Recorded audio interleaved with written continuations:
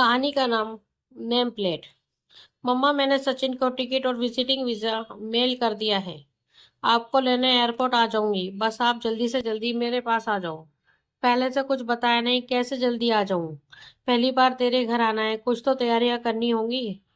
कैसी तैयारी? पापा बड़ी कोई नहीं खाता, इंडियन कपड़े में पहनती नहीं, बाकी सब कुछ अटलांटा में मिलता है। माँ, बस सुबह उठना और तैयार होकर फ्लाइट में बैठ जाना।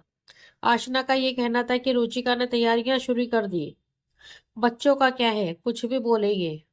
वो माँ है, वो तो बेटी के लिए उसकी पसंद की सारी चीजें लेकर जाएगी। बेटे सचिन से उसकी पसंद की मिठाइयाँ मंगाई तो 1 साल पहले की सारी तैयारियां याद आ गई। कैसे घर को दुल्हन सा सजाया था, घर के हर दरवाजे पर आम के पलवल का तोरण लगाया था। बहू के आने और बेटी को विदा करने के सफर में हर बार पति की कमी कितनी खली थी, पर खुद को संभालती हुई ऐसे तैयारियां की कि उसकी जिंदगी में जो खुशी का मौका आया है उसे ऐसे न जाने देगी। फिर अचानक सब कुछ बदल गया। उस सुबह की याद आते ही उसका दिल कांप जाता है, मगर आज उसी बेटी ने खुद उसे प्यार से बुलाया तो जरूर कोई न कोई अच्छी बात होगी। यही सब सोचती उसके बचपन में पहुंच गई। प्रैक्टिस मैक्स मैन परफेक्ट, क्यों मम्मा? प्रैक्टिस मैक्स ह्यूमन परफेक्ट क्यों नहीं? मात्र 10 वर्ष की थी जब स्कूल से आते ही बैग फेंक कर वह जटिल प्रश्नों के बौछार कर रही थी और उसके पास कोई उत्तर न था सिवाय समझाने के। इसमें क्या है? मतलब से मतलब रखो ना। मतलब ये है कि वुमेन परफेक्ट नहीं होती, पूरा पक्षपात है। पर जाने दो, तुम नहीं समझोगी। अरे बाबा, ये पुरानी बातें हैं, तुम्हारा जमाना अलग है। मेरी बन्नो, खुश रहा करो। वोट बन्नो? मैं कभी बन्ना बन्नी नहीं बनूंगी मम्मा। ये सब अपने बेटे को बना लो। सचिन जो उससे 5 साल बड़ा था, चुपचाप माँ और बहन की बातें सुन रहा था और माँ के अरमानों पर पानी फेरता देख कह उठा, मैं बनूंगा बन्ना और बन्नी भी बना ला दूंगा मम्मा।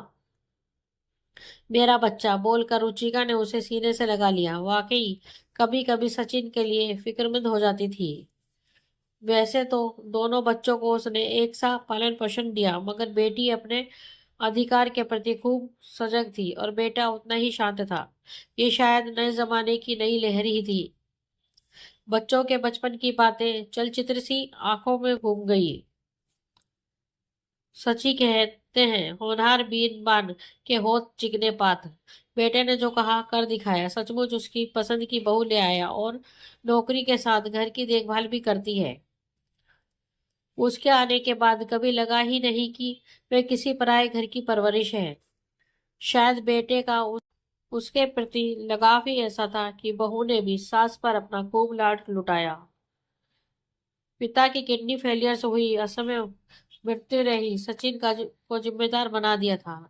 उसने परिवार का बिजनेस बखूबी संभाला। इसके विपरीत आशना हमेशा उससे रूठी रूठी ही रही, घर से दूर ही रही। इंजीनियरिंग की पढ़ाई के लिए हॉस्टल गई, फिर उसका आना जाना मेहमानों की तरह होता रहा। माँ होने के नाते वह अपनी विद्रोही बेटी को खूब पहचानती थी।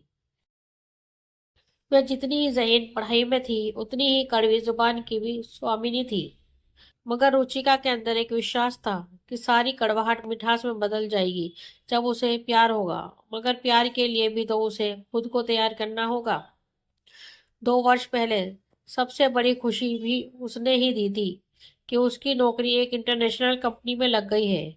बेसिक तनख्वाह 60 लाख रुपया सालाना है, ऊपर से कुछ वेरिएबल अमाउंट और बोनस अलग। उसका अमेरिकन वीज़ा भी प्रोसेस हो गया है।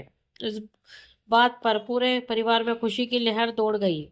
आज भी महीने के 60 हजार रुपये में घर चलाने वाली गृहिणी की बेटी अगर साल के 60 लाख से रुपये कमाने लगे तो वाकई अपनी पैदाइश पर गर्व होने लगता है।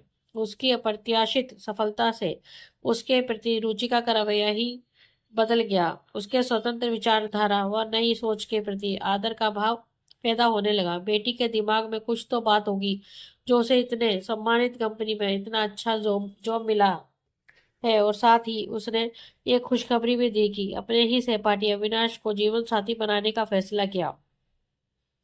इस बात पर रुचिका को लगा जैसे उसकी लॉटरी निकल गई। उसे तो यकीन ही नहीं था कि कभी उसकी बेटी शादी के लिए किसी को पसंद भी करेगी।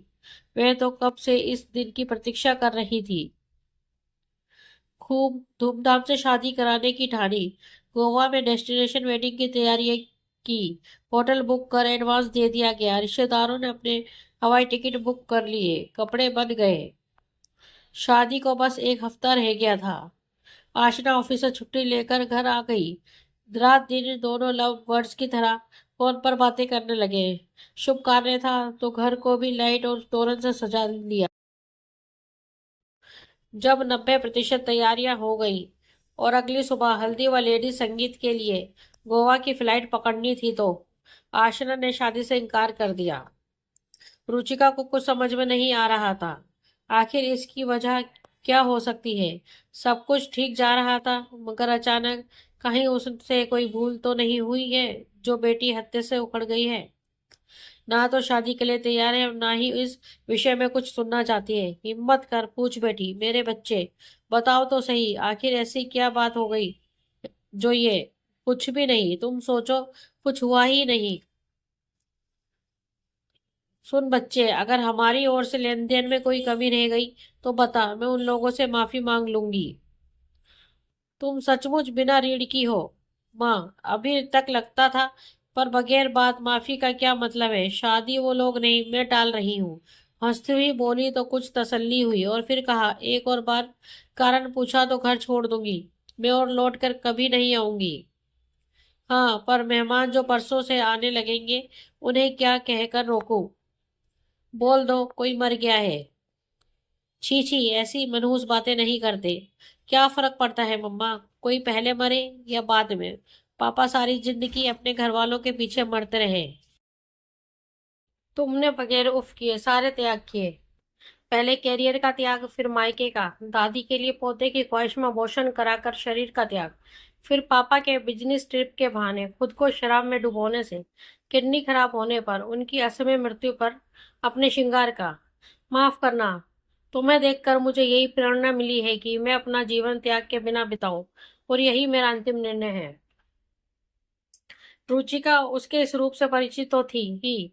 उसे तो यही आश्चर्य हो रहा था कि आखिर वह अविनाश से शादी के लिए मानी कैसे। जन्नी से ज्यादा अपनी जाई को और कौन से समझता है।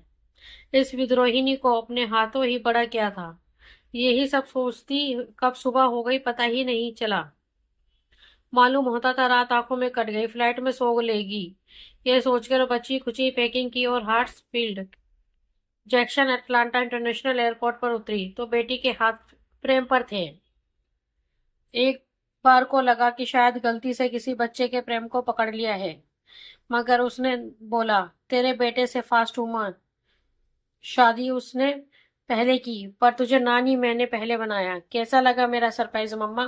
तो रुचिका निशब्द थी। कुछ सूझ नहीं रहा था तो आंखें बहाने लगी। आई हेट टीयर्स कहकर हंस पड़ी।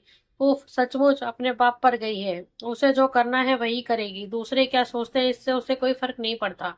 तुमने शादी कब की, कुछ बताया नहीं। नहीं की, बाकी बातें घर पर करेंगे मॉम। उसने कार में न केवल उसका सामान लोड किया बल्कि बच्चे को कार सीटर के बेल्ट में बिठाकर उसका हाथ पकड़कर कार के अंदर बैठाया। एक नई माँ का ऐसा एक्टिव रूप रुचिका के लिए दुनिया का 8वां अजूबा था। घर पहुंचकर अपने उसने बगैर किसी मदद के खुद ही बच्चे को उसके सामान को निकाला और रुचिका मूक दर्शक सी उसे निहारती रही। मन की बात मन में दबाए बेटी के घर में प्रवेश किया तो एकदम करीने से सुसज्जित घर में एक हाउस हेल्पर के अलावा और कोई ना था। आखिरकार हिम्मत कर पूछ बैठी, इसका पिता कौन है, कहाँ है।